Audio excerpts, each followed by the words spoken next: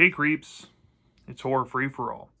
Because I'm weird, I decided to do another spin-off series of sorts where I collect a bunch of films that I think feel like something that I love. And for this series, we're going to be looking at movies that feel like Tales from the Crypt, in a segment series I'm calling Gems from the Crypt.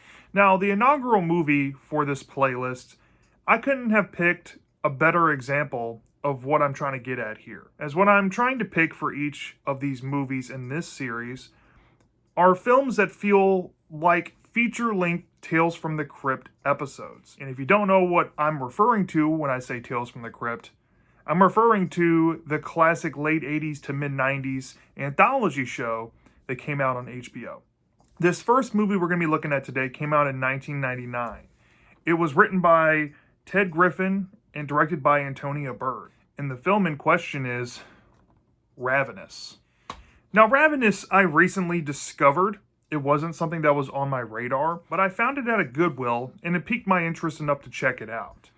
And after watching it, I was kind of mind blown that I'd never heard about this movie because, to be honest, I really love this film.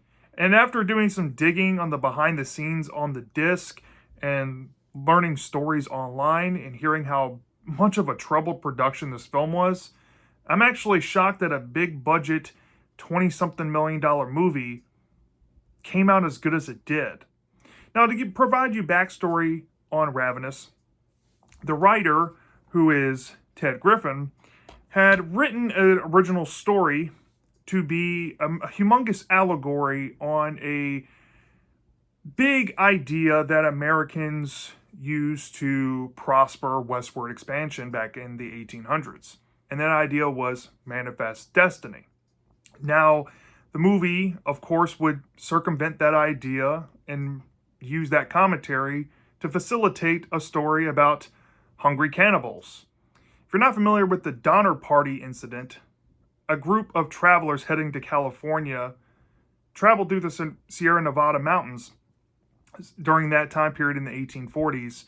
And the survivors of this traveling group, who were left without food and nourishment for a long time, had to resort to cannibalism. Americans during that time labeled this event as a tragedy because all of this could have been avoided. But was it really avoidable? And what really caused that event to happen? We come full circle back to westward expansion. Which leads me to Ravenous, a widely ambitious artistic approach at utilizing cannibalism for entertainment, but also to tell a more deeper thematic story, which rings my interest bells completely.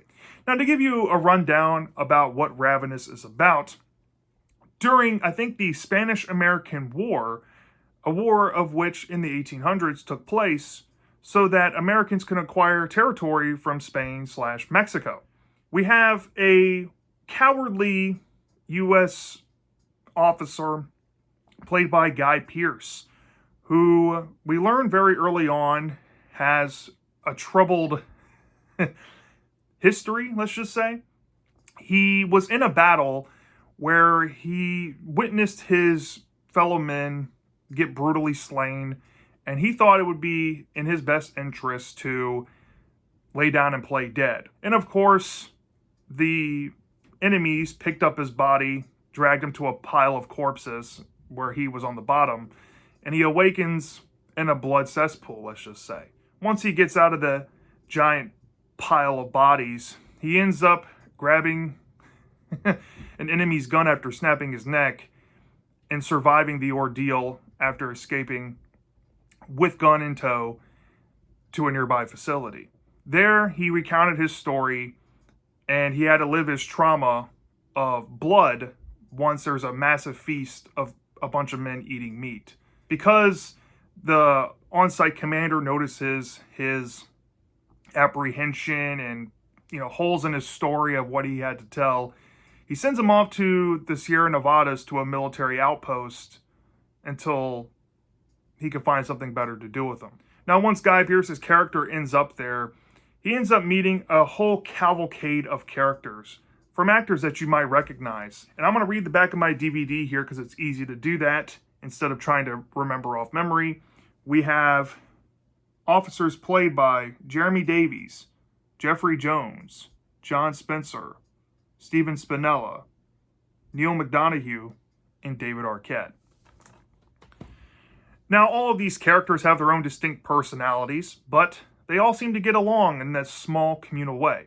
And the controlling officer, who's actually played by Jeffrey Jones, who, if you don't know the whole story behind him, he's a fucking creep. Jeffrey Jones's character is a washed-up military man himself and doesn't see much novelty in punishing Guy Pearce's character because, at the end of the day, they're kind of one and the same. They're both hollowed-out cowards of men who are in this godforsaken place, and winter is about to come because they put themselves there due to their own actions and their own decisions. Which leads us to why we all come to Ravenous.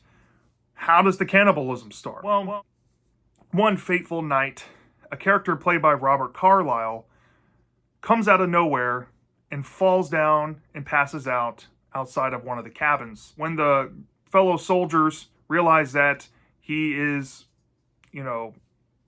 a fellow man that possibly has hypothermia, frostbite, and is unconscious, take him inside to give him a warm bath. Once the man is warmed up, he's put into a slumber, and the other men await to hear what's going to happen to him the following day. Well, in the morning, the man wakes up, and he has some story to tell. All the men in the camp gather around Robert Carlyle's character, and he reveals himself to be a Scottish man who is an immigrant that came to America to look for opportunities, and he and a small group of 6 people headed from the East Coast to California. Now, unfortunately for his group, there was a leader that was actually a military commander that suggested a shortcut through the Sierra Nevada mountains that would lend the group to this exact outpost where the man ended up. However, they couldn't get the horse and buggy to cooperate through the mountains, and they ended up stranded to the point where they had to go inhabit a cave for a period of 3 months in the freezing cold, with no source of food, water, or any of that nature nearby.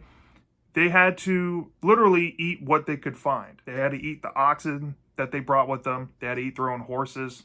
They had to eat their own pets. And after a certain point, once people started dying, they perhaps started to have to eat people.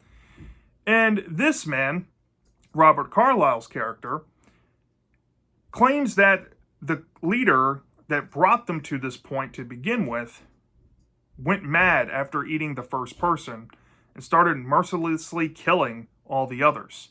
And he was one of the last to remain before he escaped with his life and ended up at camp. The soldiers, horrified by this story, realize that where they ended up isn't actually too far away, and perhaps they can go find a missing woman that the man eluded that could still be alive with this crazy person to save her life and kill this madman. So Robert Carlyle's character takes them on a journey into the Sierra Nevada mountains, and they're going to make a camp overnight and then end up where the cave is the next day. Now, after one of the men have a nasty fall and enters his side and gets cut open and has a nasty scar on his abdomen, so to speak, they get awoken in the middle of the night due to the man screaming and claiming that Robert Carlyle's character is licking him. And by licking the blood on the man's abdomen. Now, I should say that I haven't gone over this point of the story at this point, but there is a mention of a Native American superstition or legend brought upon to Guy Pearce's character, and this revelation perhaps affects the rest of the movie. There's a Native American character that's a part of this convoy to go look for this missing woman and this crazed leader, and he mentions the legend of Wendigo after hearing the cannibal story, claiming that the guy who has come to their camp is one of them. And the Wendigo isn't some supernatural creature or anything like you see in Hollywood movies or in popular books in this particular movie. It's more so trying to say that men who taste human flesh steals fellow men's souls, which enriches them in power, and makes them become so hungry for human flesh in the pursuit of power that they can't stop eating it. Now, with that context, you can kind of guess what's going to happen for the rest of the movie. So the men, after the strange night of Robert Carlyle licking the man's blood, end up going into the woods to find this cave. And they perhaps find the cave, and two of them go inside to investigate, which ends up being Neil McDonaghu's character and Guy Pearce's character. And once they go down into a hole, they discover a horrifying discovery. And the discovery seems to be that this man, played by Robert Carlyle, is absolutely lying, and either he is who he says he is, or he perhaps is the crazed leader that he was implying in the story. Once this is shouted out to the ether, we notice that Robert Carlyle's character is acting very strange to Jeremy Davis's character, to the point where he's acting delusional and starts digging up weapons out of the ground and chasing him through the forest. From this point, we see an absolute carnage to be had, where quite a few of these men, including Jeffrey Jones himself, his character, look like they've been brutally slain by this crazed maniac. Now, Neil McDonaghu's character and Guy Pearce's character also run, but they end up to a point where they're on a cliff and there's no way to go but down. And one of them, let's just say, gets stabbed and falls off the cliff. The other, I might as well go ahead and say it, Guy Pearce's character, notices that he has a fight or flight moment reminiscent to his Spanish-American War failure that he had in the beginning of the movie, and decides to be a coward again and jumps off the cliff.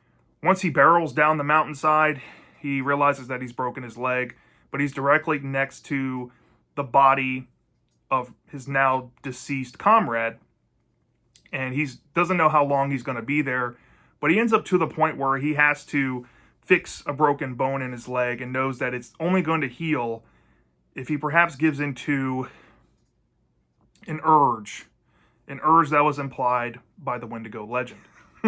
Once he remediates and gains some sustainability, he heads back to the encampment to the others to hopefully help them fend off this crazed maniac, played by Robert Carlyle, from coming back into the camp. From this point of the story, everything is shifted on its head because Robert Carlyle has revealed himself to be the commander from the story he told earlier on, but we still don't know if it's actually him or this crazed Scottish man just role-playing as him. And the encampment has now become, let's just say, a slaughter pen for this guy, but the man has some ulterior motives with Guy Pearce's character. He doesn't necessarily want to kill him. He kind of sees him as an equal because they have a shared experience now of possibly consuming human flesh. Now, there's also another recontextualization moment where a character comes back into the story that you don't see coming that might join the camaraderie, let's just say.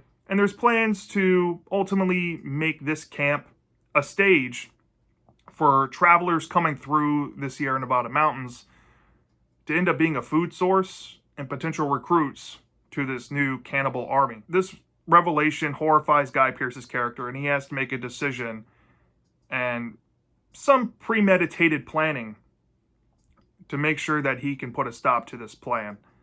And it may or may not succeed in his favor. So that, in a nutshell, is what you're going to expect from this movie, Ravenous. I should say this up front. I haven't mentioned the sound score, the directing, the humor of the movie at all, because I just went through a massive plot overview. But I should say all three of those things in this film are so unorthodox that they surprisingly hit. I know this movie had a troubled production, and we'll go into that history very soon. But the soundtrack of this film, I think, really helps it pop because it's so unorthodox. You go from serious tone, war western type songs, and then you go into whimsical comedic songs that have the same vibe, which makes the movie tonally, in terms of music, unpredictable. And that coincides very well to how unpredictable this movie really is with its story. Which brings me to the direction of the film and how that enhances the story in some ways. It's so visually gory and so blatantly over the top and gratuitous with all of that, that it almost feels satirical and outright funny at times. And the humor, the last thing I want to bring up in these first little bouts of positives, is hilarious. There's some moments where you're either forced to look at the screen and wince or just absolutely laugh at how absurd it is. And I think this is a very smart way to do a story like this, because you could easily go the serious tone and just go, oh, cannibals are scary, which this movie admittedly can be at times, but the movie admonishes the idea of being scary in favor of being comedic, because there's some catharsis involved in the situation that ties in with the underlying theme of the story. Going back to Ted Griffin's script, he wanted this to be a huge allegory on Manifest Destiny. And Manifest Destiny was an idea that westward expansion could be built on the prosperity of Americans, literally taking anything they can find out in the westward territories and turn it into a plus for America. And this invited so many immigrants from Europe, like our character played by Robert Carlyle in the movie, to come to America and search for this opportunity and buy into the hope of Manifest Destiny in hopes that he can take his own slice of the pie. Now, how does this tie thematically into the story? Well, cannibalism, duh. Cannibalism is treated in this movie like a huge metaphor. And utilizing the Wendigo legend, I think, was a really cool idea to tie these things together. The movie tries to explore cannibalism in a very artistic way. It's using cannibalism as a prop to correlate to Americans taking anything that they can. Now, you look at the events in the movie, yes, they were down to their last options when they had to start eating people, but through eating people, they discovered power and possible abilities that were only granted to them after eating people, thus being the reward of their whole ill-fated journey to begin with. And it's also a big fuck you to America and the whole corporate system that is trying to build with westward expansion, because it's actually using a military base as a foundation and a foundry, let's just say, to take unsuspecting victims and wishful thinkers and help them realize that the world is a very cruel place. And only the people willing to go far and take as much as they can from somebody else will be able to achieve that goal. And what else can you take from a person than their soul energy and their living flesh? Yes, very artistic way to get around this idea, but it fucking worked here. Now, going to the acting performances, this was over the top in that classic Tales from the Crypt way. I'm shocked that Tales from the Crypt didn't try more original content in its show. From memory, I think they made maybe 1 or 2 original episodes tops, and of course a few original movies that were in the Tales from the Crypt Presents series, but they never went to this length to do something like this, I would say. And I think that if you try to condense this film down, which is, let me look at the runtime here, 100 minutes flat. If you try to condense this movie down to maybe a 2-parter, that would have worked. Maybe not so a single-length episode that Tales from the Crypt was known for, that maybe ran around 30 minutes. I don't think you could pull off quite all the fun twists and turns the story did without being considered random for the sake of it. But holy shit, does this movie use this 100 minutes it has to tell, in my opinion, what I would think a Tales from the Crypt story in a feature film would be like. And as a matter of fact, I never thought that I would find a film like this that could top maybe the idea they had for Demon Knight.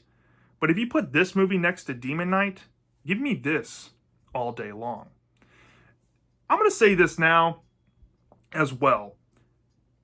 They deserved a lot of credit for the practical gore and violence they put in this movie. Yes, it's done for comedic effect, but holy fuck, does this movie get downright and personal with some of the body harm that happens to human bodies in this film. And I've seen on the internet that this fetish of bodily harm possibly has some ties to homosexuality. Now, I'm not trying to say that that's 100% valid with this comparison here, but when people mention it, it kind of makes sense.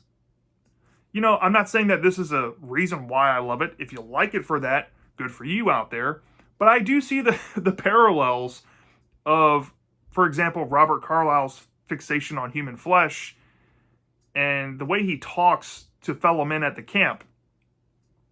And yeah, there's moments in the movie that kind of make you think that could be, gay. Now, I don't know how much of this film was from the original script or from the director Antonia Bird's doing.